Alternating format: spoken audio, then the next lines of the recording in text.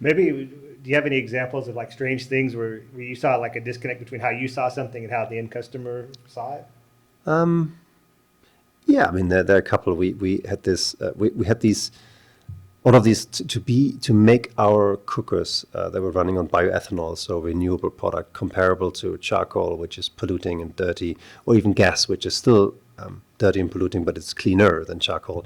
We had all these tests to combine, like how long does it take to boil a liter of water under controlled conditions in the altitude of Nairobi versus the altitude at sea level and Yeah. so on, or a typical meal. I mean, there's never such a thing as a typical meal, but like if you had ugali and you had sukuma wiki, how long would it take to cook it and so on. So tried to make it as scientific as possible, considering that these are not scientific, because as somebody pointed out to me, like when you do a potato boiling test, for example, or a yam or something, like each is different, the density is different, so they will never be the same. Anyway, did it as scientific as possible, and then we're like, okay, we can be confident that our cooking is cheaper than gas, and then this, and that our cooking is efficient like this. And then you talk to consumers, and they'd be like, yeah, I really like your cooker, and I cook this. But beans I always cook like on charcoal, because it just like it's faster or it's better. I'm like, well, technically speaking, not really, but okay, that's your You have the reality. scientific data, but you can't convince Or if anybody you go like, differently. because it tastes different.